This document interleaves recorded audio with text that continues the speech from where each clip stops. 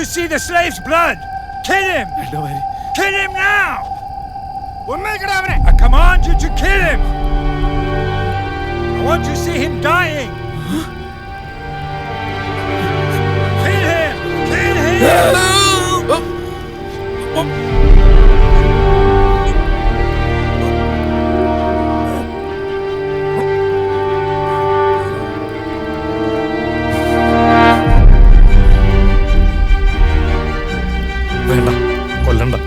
Who is the swine?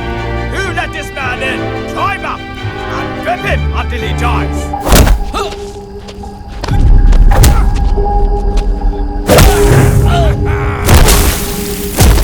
Lift him up! Bring him here!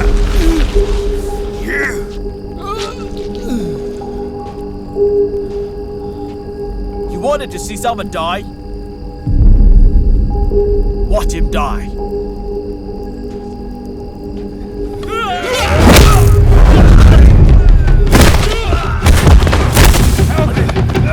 Leave me! How dare you! Go get him!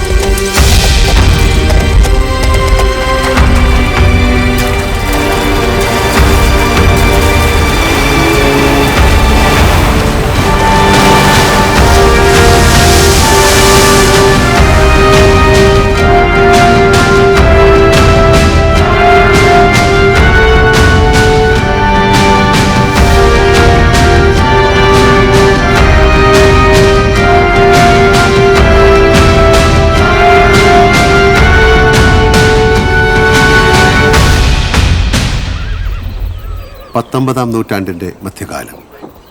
Thiruvithamkoor മഹാരാജാവിൻ്റെ കൊട്ടാരം.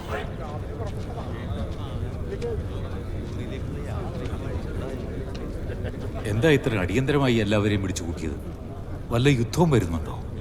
ആവോ, എന്തോ പ്രധാനപ്പെട്ട കാര്യമാണ്.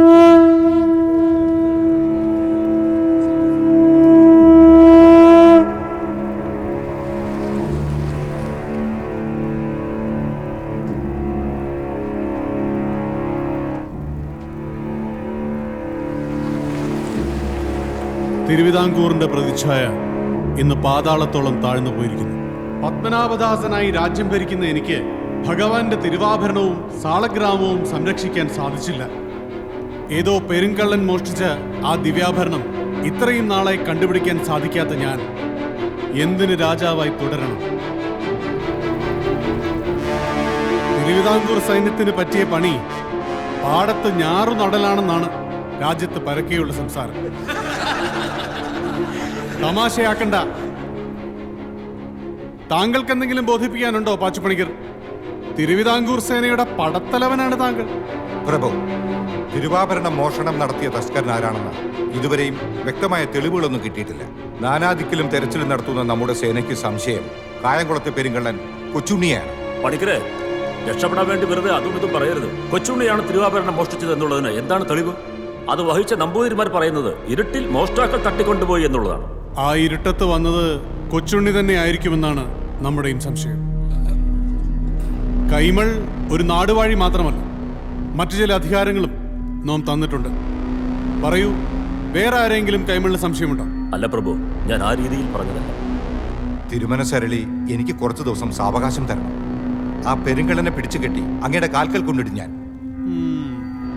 ഞാനിത് കുറെ ദിവസങ്ങളായി കേൾക്കുന്നു.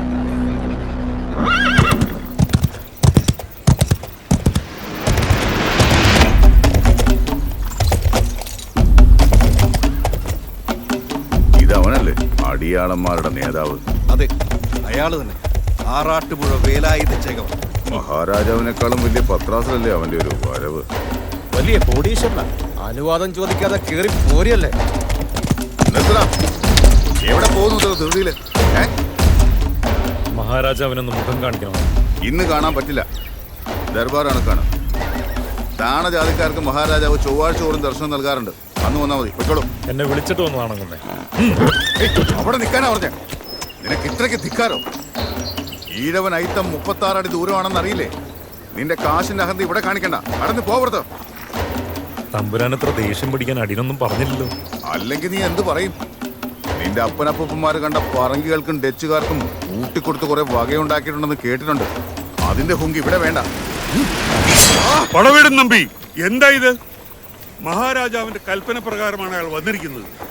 വേലാതിനകത്തേക്ക് വരാം.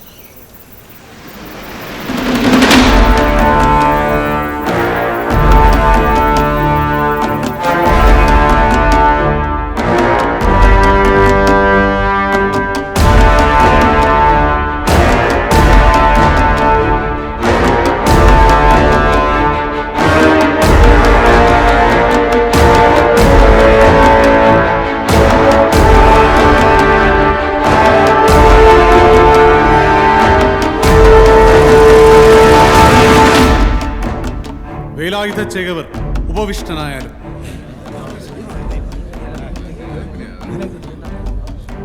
വേലായുധൻ മടിക്കണ്ട, ഇരുന്നോളൂ. പ്രഭു, ഈ ഉള്ളവൻ അതിന് അർഹതയില്ല. ഞാനിവിടെ നിന്നോളാം. ഈ ദർബാറിൽ പ്രവേശനം ലഭിച്ചത് തന്നെ അടിയന്റെ മഹാഭാഗ്യം. ഒരു വേലായുധ ചേകവര് ആരോമൽ ചേകവന്റെ അനിയനാണെന്ന് അവന്റെ ഭാവം. താങ്കളുടെ സാഹസങ്ങളെ പറ്റി ധാരാളം കേൾക്കാറുണ്ട്. ഇപ്പോൾ പ്രശസ്തനായ വ്യവസായിയുമാണല്ലോ. തിരുവിതാംകൂറിലെ ചുക്കും ഏലവും കുരുമുളകുമെല്ലാം വേലായുധന്റെ പത്തായത്തിലാണെന്നാണ് ശ്രുതി. അയ്യോ, ഞാനൊരു പാവം കച്ചവടക്കാരനാണ് പ്രഭു. വേലായുധൻ അറിഞ്ഞു കാണുമല്ലോ ശ്രീപത്മനാഭന്റെ തിരുവാഭരണവും സാളഗ്രാമവും മോഷണം പോയ കാര്യം. ഈ തിരുവിതാംകൂറിൽ അത്തരമൊരു കടുംകൈ ചെയ്യാൻ കായംകുളം കൊച്ചുണ്ണിക്കല്ലാതെ മറ്റാർക്കും കഴിയില്ല. എന്നാൽ നമ്മുടെ സേനയ്ക്ക് അയാളെ കണ്ടെത്താനോ കീഴ്പ്പെടുത്താനോ കഴിഞ്ഞിട്ടുമില്ല. അതുകൊണ്ടാണ് എനിക്കിപ്പോ വേലായുധ ചേകവരെ വിളിപ്പിക്കേണ്ടി വന്നത്. കൊച്ചുണ്ണിയെ പിടിച്ചുകെട്ടി എന്റെ കൺമുന്നിൽ കൊണ്ടുവരാൻ ചേകവർക്ക് കഴിയും എന്ന് ഞാൻ വിശ്വസിക്കുന്നു. കായംകുളം കൊച്ചുണ്ണിയെ പിടിച്ചുകെട്ടാൻ ഇയാളോ? തിരുവള്ളം കൊണ്ട് ഒന്ന് പുനർചിന്തിച്ചാൽ നന്ന്. നീചജാതിക്കാർക്ക് ദർശിക്കാൻ പോലും അനുവാദമില്ലാത്ത ഈശ്വരന്റെ ആഭരണങ്ങൾ അതേ ജാതിയിൽപ്പെട്ട വേലായുധനെ കൊണ്ട് വീണ്ടെടുക്കുക എന്ന് വെച്ചാൽ സ്പർശനം കൊണ്ടുള്ള ആ അശുദ്ധി ഒരു പാപകർമ്മമാകും.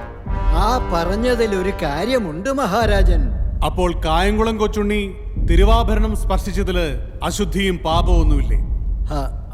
അങ്ങനെ നിരീച്ചാല് അതിലും കാര്യമുണ്ട്.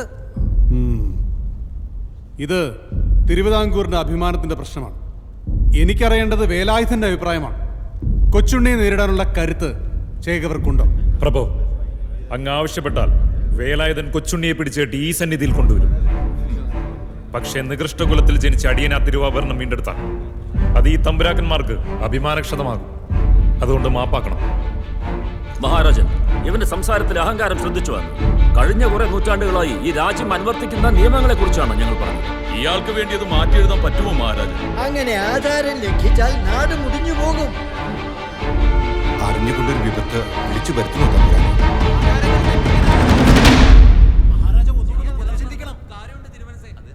ദിവാന്റെ അഭിപ്രായം എന്താണ്? പ്രഭോ, അതിപ്പോ ഈ നിയമവും ആചാരങ്ങളൊക്കെ ചൂണ്ടിക്കാണിക്കുമ്പോ പ്രഭു, അങ്ങ് വിളിച്ചതുകൊണ്ട് മാത്രം അടിയനെത്തിയതാണ്. ഈ ഉള്ളവനോട് അങ്ങ് കാണിച്ച വിശ്വാസത്തിൽ എത്ര നന്ദി പറഞ്ഞാലും ഈ ജീവൻ തന്നെ തന്നാലും അധികമാവില്ല. പൊന്നു തമ്പുരാൻ വിളിച്ചാൽ വിളിപ്പുറത്തെന്നും വേലായുധനുണ്ടാവും. പക്ഷേ ഈ സദസ്സൊന്നാകെ എതിർക്കുന്ന എന്നെ ഈ ജോലി ഏൽപ്പിക്കരുത്. വിട ചൊല്ലാൻ അനുവാദം നൽകി.